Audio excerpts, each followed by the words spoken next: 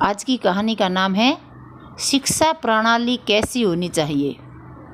मुंबई की धारावाई यूनिवर्सिटी के एक प्रोफेसर ने अपने विद्यार्थियों को एक असाइनमेंट दिया। विषय था मुंबई की धारावाई झोपड़पट्टी में रहते 10 से 13 साल की उम्र के लड़कों के बारे में अध्ययन करना और उनके घर की तथा सामाजिक परिस्थितियों की समीक्षा करके भविष्य में वे क्या बनेंगे इसका अनुमान निकालना। कॉलेज विद्यार्थी काम में लग गए। झोपड़पट्टी के 200 बच्चों के घर की पृष्ठभूमि का, माँ बाप की परिस्थिति, वहाँ के लोगों की जीवन शैली और शैक्षणिक स्तर, शराब तथा नशीले पदार्थों के सेवन, ऐसे कई सारे पॉइंट्स पर विचार किया। तदुपरांत वह हर एक लड़के के विचार भी गंभीरतापूर्वक सुने तथा नोट किए। करीब करीब 1 साल लगा असाइनमेंट पूरा होने में। इसका निष्कर्ष ये निकला कि उन लड़कों में से 95% बच्चे गुनाह के रास्ते पर चले जाएंगे और 90% बच्चे बड़े होकर किसी न किसी कारण से जेल जाएंगे। केवल 5% बच्चे ही अच्छा जीवन जी पाएंगे। बस उस समय यह असाइनमेंट तो पूरा हो गया और बाद में यह बात का विस्मरण हो गया कि 25 साल के बाद एक दूसरे प्रोफेसर की नज़र इस अध्ययन पर पड़ी।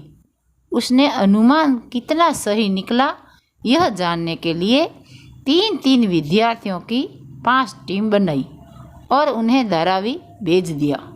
200 में से कुछ का तो देहांत हो चुका था तो कुछ दूसरी जगह चले गए थे। फिर भी 180 लोगों से मिलना हुआ। कॉलेज विद्यार्थियों ने जब 180 लोगों की ज़िंदगी की सही जानकारी प्राप्त की तब वे आश्चर्यचकित हो गई। पहले की गई स्टडी के विपरीत ही परिणाम दिखे। उनमें से केवल 4-5 ही सामान्य मारामारी में थोड़े समय के लिए जेल गए थे और बाकी सभी इज्जत के साथ एक सामान्य जिंदगी जी रहे थे। कुछ तो आर्थिक दृष्टि से बहुत अच्छी स्थिति में थे। अध्ययन कर रहे हैं विद्यार्थियों तथा उनके प्रोफेसर साहब को बहुत अचरज हुआ कि जहाँ का माहौल गुनाह की ओर ले जाने के लिए उपयुक्त था वहाँ लोग मेहनत तथा ईमानदारी की ज़िंदगी पसंद करें। ऐसा कैसे संभव हुआ? सोच विचार करके विद्यार्थी पुनः 180 लोगों से मिले और उनसे ही ये जानने की कोशिश की। तब उन लोगों में से हर एक ने कहा कि शायद हम भी गलत रास्ते पर चले जाते, परंतु हमारी एक टीचर के कारण हम सही रास्ते पर जीने लगे। यदि बचपन में उन्होंने हमें सही गलत का ज्ञान नहीं दिया होता तो आज शायद हम भी अपराध में लिप्त होते। विद्यार्थियों ने उस टीचर से मिलना तय किया। वे स्कूल गए तो मालूम हुआ कि वे तो सेवानिवृत्त हो चुकी है। फिर तलाश करते करते वे उनके घर पहुँचे, उनसे सब बातें बताई और फिर पूछा कि आपने उन लड़कों पर ऐसा कौन सा चमत्कार किया वे एक सभ्य नागरिक बन गए। शिक्षिका बहन ने सरलता और स्वाभाविक रीति से कहा, चमत्कार?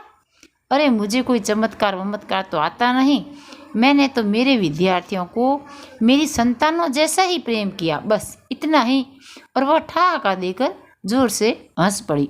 शिक्षा है मित्रों, प्रेम व स्नेह से पशु भी वश हो जाते हैं। मधुर संगीत सुनाने से गौ भी अधिक दूध देने लगती है। मधुर वाणी व्यवहार से पराये भी अपने हो जाते हैं, जो भी सुंदर होगी। सदैव रहे, प्रसन्न रहे। आपको मेरी कहानी कैसी लगी? लाइक करना, कमेंट करना और सब्सक्राइब जरूर करना।